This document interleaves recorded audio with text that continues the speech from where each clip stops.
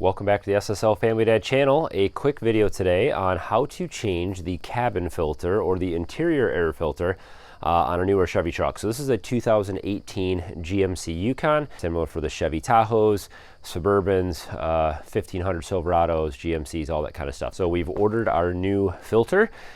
This car actually has, we just recently purchased this. It has a smoke smell in it, and so we're working to get rid of that. So I went ahead and ordered this ahead of time on Amazon. I'll put a link in the description to this. You can get it for other models of vehicle as well. And this is something that many people overlook in their vehicles. So no matter what kind of vehicle you have, you should look up how to replace this on your particular kind of vehicle and get this done. Every few years, it's a good idea to replace this. Many people overlook this for years, and it can affect the efficiency of your heating and cooling system in your car, and also, well, getting a new one in there will help improve the air quality. So let's dig in and get this thing replaced. So this one is located kind of behind the glove box. You can kind of feel it. You'll push in on each side of the glove box to release. So in some models, you're going to also have this little string catch here. It just prevents it from falling all the way open if it comes released from these catches. And this is just a little clip. You'll push it back towards you, and you can put your finger on the inside and pull it out. And then you're going to see several Torx bits in here. So these are T15s, and you're going to remove the 3L on the bottom, and then there are 2 at the top and over on the side right here. So 6 total screws.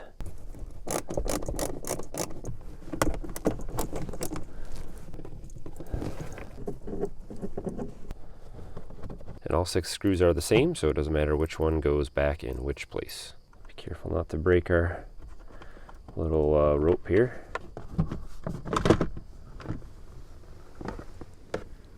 And right back up there behind that little honeycomb looking panel is our filter. So there's a clip right here and one just out of sight over there, and those just pull back. We're gonna just pull this all the way out. So we'll notice our airflow is down, so we want to make sure that the new filter matches that airflow direction when we put it in. No easy way to grab it, so I'm going to smash it down a little bit.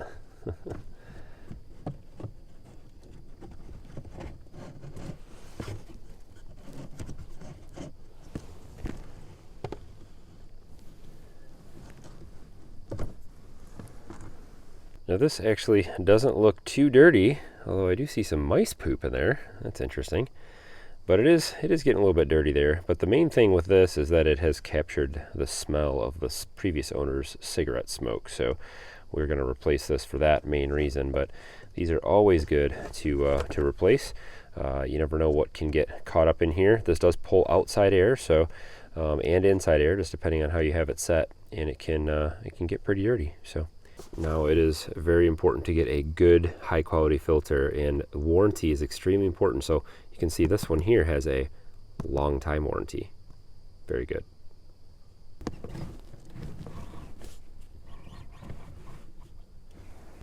And we're just going to put this back together in reverse order. So this actually has little clips on the bottom, or little tabs, I guess, that fit down into a groove in there. You got to kind of feel for that and snap that back in place.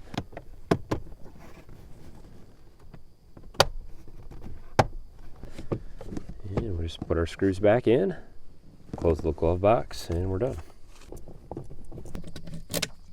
Just a little tip, it might seem faster to remove these and put these in with a screw gun or some kind of a power tool, but with these little metal they're thin metal clips that are on this plastic that holds these in, and with just a little bit too much extra force, you can strip those out pretty easily. So even with the clutch on a drill, I don't trust it, and so I always use a hand tool with things like these.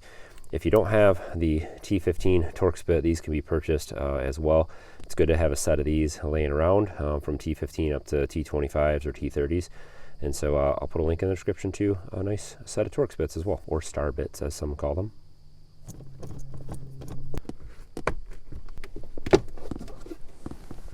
So just a quick video today on changing the cabin filter in a 2018 Yukon. So if you have a similar vehicle, the process should look just like this. If not, I would check around on YouTube for some videos on how to change the cabin filter in your car or truck.